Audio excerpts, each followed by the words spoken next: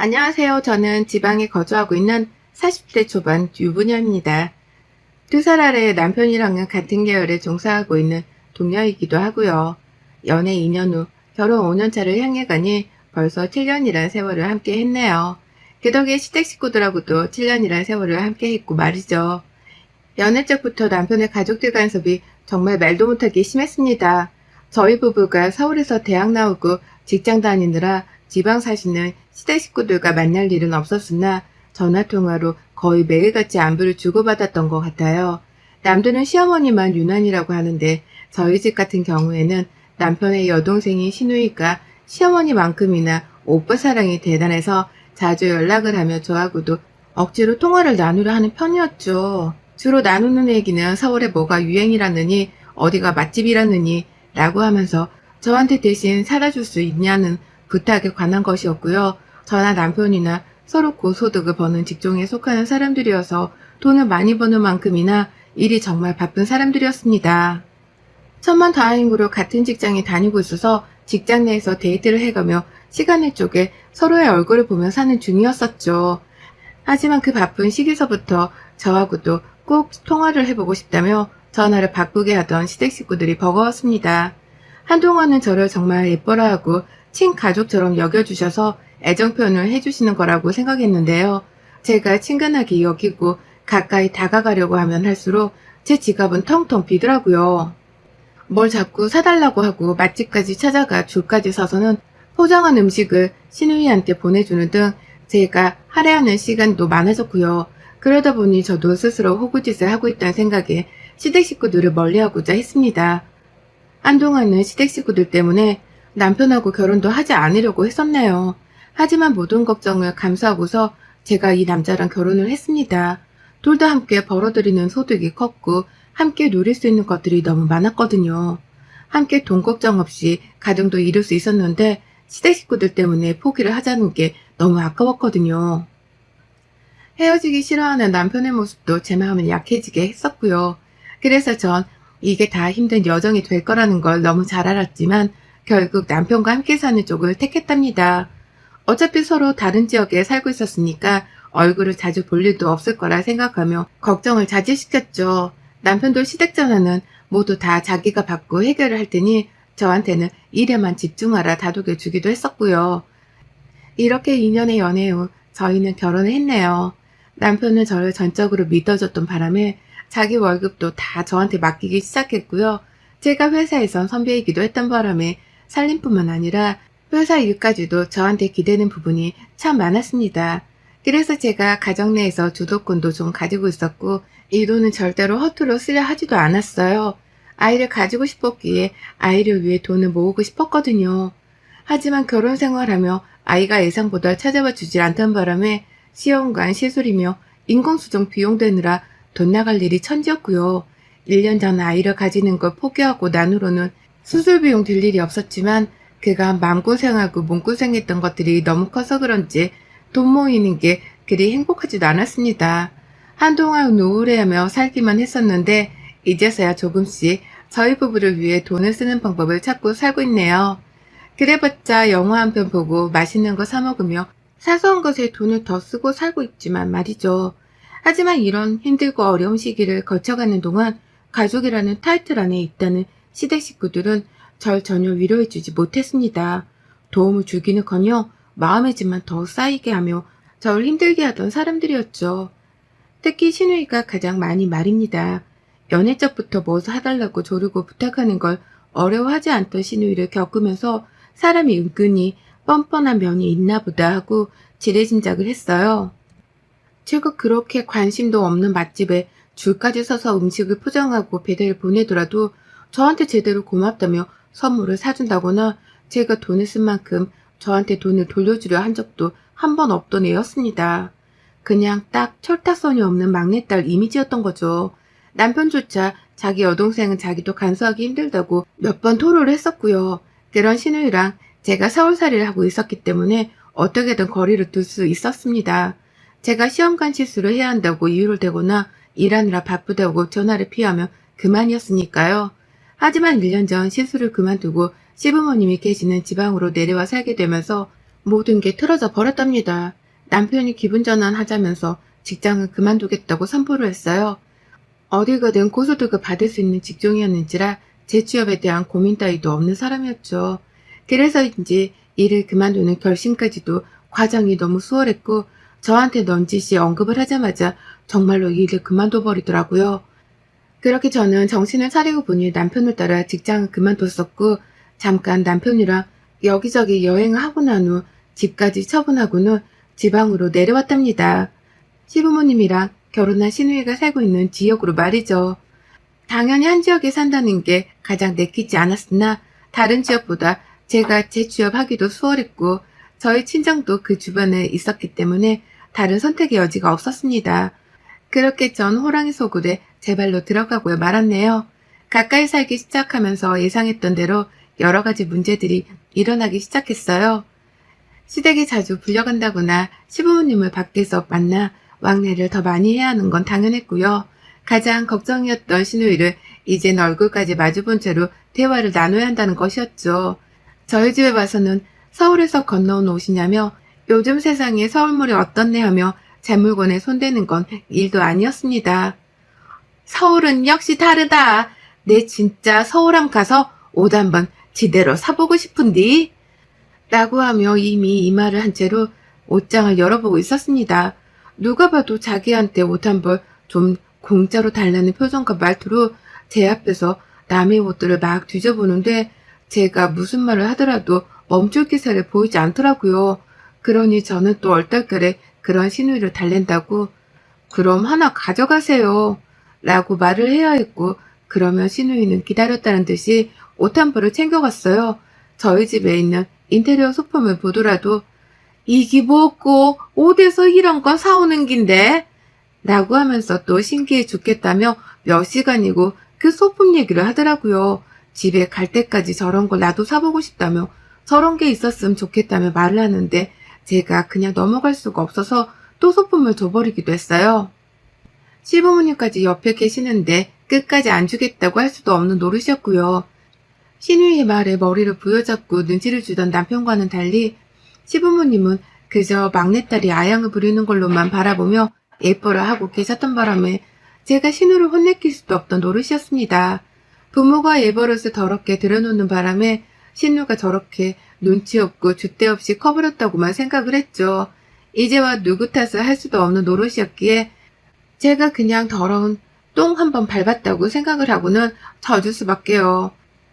그렇게 전 지방에 내려와 조금 숨을 틔워보려 하다가 이러다간 시누이를 매일 마주봐야겠다 싶은 불안감에 서둘러 재취업을 했습니다. 직장 생활을 하고 좀 정상적인 사람들을 만나고 나서야 제 마음도 조금씩 진정이 되어갔고요. 그럼에도 불구하고 잊을만 하면 저를 찾고 뭐가 가지고 싶다며 사달라는 말을 꺼내는 거지 같은 시누이 때문에 머리가 어질어질했어요. 제가 사는 지방도 대도시고 서울에는 웬만한 건 다 있다고 해도 무방한 세련된 곳인데 도대체 왜 때문에 시누이가 저렇게 서울 동경을 하며 저를 괴롭히는지 이해할 수 없었습니다. 사람이 덜 배워서 저러나 싶은 생각까지 들며 시누이를 향한 오만 오해들이 쌓여가는 중이었네요. 그러다 전 제 손으로 제 발등을 짚곤 뒤늦게 후회를 하고 말았어요. 지난달 저희 시누이 생일이 있었어요. 같은 지역에 살면서는 시누이 생일을 처음 맞이한 것이었습니다. 아니나 다를까 시누이는 자기 생일인데도 불구하고 저한테 전화를 해선 내 생일 선물 뭐 사줄 끼고? 라며 먼저 묻더라고요. 살다 선물 뭐 줄지에 대해 요구하는 사람은 처음 봤었고 그래서 말문이 막혔지만 뭘 갖고 싶냐고 일단 묻기는 했답니다. 보나마나 시부모님이랑 같이 밥까지 먹어야 할 게 뻔한데 제가 선물 몇 푼을 가지고서 막말을 던질 필요는 없었으니까요. 그런데 시누이가 그러더라고요. 방클 땡땡 브랜드 목걸이를 가지고 싶다고 말이죠. 까딱하면 몇백은 우습게 깨지는 그 브랜드를 시누이가 정확히 짚어가면서 목걸이를 사달라는 거예요. 말 하나 더듬지 않고서는 당당하게 말이죠. 제가 월급을 받으면 세금을 떼고서도 700만 원을 우습게 버는 사람입니다. 그런 저조차도 그딴 사치는 몇 년에 한 번을 할 뿐 대다수의 제 보석들은 저렴한 브랜드에서 대신 사곤 했어요. 그런데 시누이가 방끌땡땡 브랜드를 언급하며 자기한테 사달라고 하니 기가 막혀 말도 안 나왔죠. 그만한 지출은 내 가족도 아닌 고작 신우이한테 쓰고 싶은 마음도 하나 없었고요. 하지만 그날부로 저는 신우이로부터 목걸이를 사달란 회유 비슷한 소리를 매일같이 들어야 했습니다. 생일이 다가오니 나 이제 목걸이 받는 기가 곧. 나 진짜 그거 가지고 싶었대. 라고 하면서 이미 제가 목걸이를 사주기로 했다는 걸 기정사실로 하고서는 여기저기 사람들한테 말을 전하더라고요. 시부모님 앞에서도 그리고 남편 앞에서도 언니 고마워요. 네, 잘 쓸게요. 라고 하면서 이미 선물을 사준 사람한테 말하듯 고맙다는 인사까지 전했답니다. 뭐 하나 가지고 싶으면 물고 늘어지는 성질머리가 정말 진상 중의 진상이었고 동물로 치면 거머리나 다름이 없었어요. 스스로 쪽팔리는 줄도 모르는지 제 앞에서 자존심 있고 모고를 다 내려놓곤 이 난리를 떠는데 아유 정말 까딱했다가는 신우이한테 말려서 목걸이를 정말 사주겠더라고요. 하지만 반전은 없었습니다. 생일 전전날에 급기야 카톡 프사까지 방글땡땡 브랜드의 목걸이로 바꿔놓고서는 미리 감사라는 카톡명을 적어놓는 신우이를 보며 전 어거지로 신우이한테 목걸이를 사줬네요. 비싼 건 절대 사줄 마음도 없었고 저렴한 것도 200만 원이 넘어가길래 정말 울며 겨자 먹기로 그 200만 원이 넘는 걸 샀어요. 그리곤 이걸 주고서 이제 다신 신우이의 그 어떤 요구도 들어주지 않을 작정이었습니다. 제 딴은 최후의 선물과 다름이 없었고 먹고 떨어지라며 주는 마지막 반찬이었던 겁니다. 신우이는 좋아라며 선물을 받았고요. 역시나 받고 땡이었어요. 비싼 선물을 해줬다고 해서 저한테 더 잘해주는 일도 없었고 그렇다고 고맙다며 따로 고마워하는 일도 없었습니다. 딱 그렇게 어영부영 시간을 보내다 제 생일이 찾아왔더라고요. 저는 생일 파티라는 걸 하는 성격도 아니었고 저희 친정에서도 서로 선물을 주고받아 본 적이 없었기 때문에 남편 말곤 선물을 받고 싶다는 생각을 하지도 않았습니다. 그러다 시댁 식구들과 시댁에서 밥을 먹는 자리에서 남편이 제 생일에 대해 언급을 하더라고요. 곧 와이프 생일이 다가온다고 말이죠. 근데 시부모님은 괜히 말을 돌리고 신우이는 듣지도 않더라고요. 그냥 딱 봐도 관심이 없다는 걸 보이고자 시선을 회피하는 눈치였어요. 설마 싶었죠. 나한테 200만 원 넘는 명품 목걸이 선물을 받아놓고서 내 생일에 20만 원조차 쓰지를 않고 입 싹 닫을 건가 싶어 말입니다. 설마 그 정도로 인연이 눈치 없고 배운 것 없는 애일까 싶어 슬슬 빈정이 상했습니다. 그러다 제 생일이 찾아왔고요. 여러분, 제가 신우이한테 뭘 선물로 받은 줄 아세요? 글쎄, 요즘 연예인 사이에서 유행한다는 그 문구점 2,000원짜리 보석 세트를 선물로 받았어요. 생일날 밥을 해주겠다고 부르지도 않은 시부모님한테서 이미 기분은 상했었고요. 받기만 할 줄 아는 이 사람들한테서 뭘 기대했겠냐며 퇴근 준비를 하는데 신우가 문자를 보냈더라고요. 선물을 줄 테니 저희 집에서 보자고 말이죠. 그래서 웬일이냐 마음으로 집에 갔더니 혼자 와서는 싱글벙글 웃으며 저한테 포장지로 포장도 안 한 그 저렴이 보석 세트를 그냥 주더라고요. 문방구가 낡은 문방구였는지 상자 밖에 먼지가 쌓여 있었어요. 저 같으면 먼지라도 털어서 줬을 텐데 얘는 그걸 그냥 좋다며 지워주더라고요. 그러니 저도 빡이 쳤습니다. 양심이 있으면 최소한 20만 원어치라도 준비를 해야 하는 게 사람 아닌가요? 지는 200만 원이 넘는 목걸이를 받고 싶다며 징징대다가 받아놓고서 저한테는 2천 몇백 원이라는 가격표까지 붙어있는 싸구려 보석을 선물로 주다니 뭐 이런 대책 없는 게 다 있나 싶어 절로 기가 막혀 눈알이 굴러갔어요. 그러자 신우이가 말하더라고요. 엄마, 내 선물이 별론가? 라고 말이죠. 억지로 좋아하는 척이라도 하라며 눈치를 주고는 저한테 쏘아붙이는데 순간 딴 사람인 줄 알았습니다. 이제 보니 신우이 완전 저를 가지고 놀았던 게 틀림없더라고요.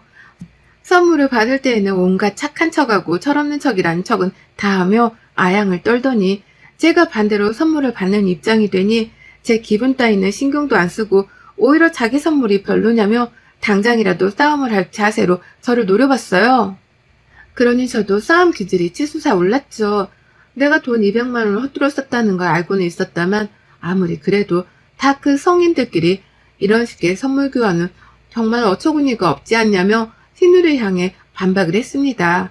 하다못해 선물 박스에 있는 먼지라도 털어서 주는 게 A라며 신우이한테 참교육을 시전했더니 신우가 보석 세트 상자를 뺏어가더라고요. 됐다. 언니는 2,000원짜리 선물도 아까워. 라고 하면서 말이죠.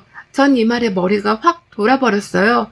주제 파악 못하고 비아냥대는 신우이에게 너한테도 200만원짜리 목걸이는 뒤지게 아까워 이거 사. 라는 말과 함께 신우이의 목덜미를 낚아채버렸어요. 신우이가 저한테 싸구려 보석을 선물해주며 자기는 제가 선물한 몇백짜리 명품 목걸이를 차고 왔더라고요. 이게 사람 빡치게 만들려고 일부러 이 목걸이를 착용하고 왔나 싶어 저도 눈이 돌아간 거죠. 바로 신우이의 머리채를 흔들어 제낀 후 목덜미까지 낚아챘고요. 그와 동시에 목걸이를 빼앗겠다면서 아주 발버둥을 쳤습니다. 목덜미를 잡으며 머리채도 뜯었고 정신 못 차리는 신우이를 결국 정강이까지 걷어차버려서는 바닥에 꿀려버렸어요. 남편은 이러다 제가 사람 하나 등신 만들겠다 싶었던지 서둘러 저를 말리려고 했지만 저는 남편에게 외쳤죠.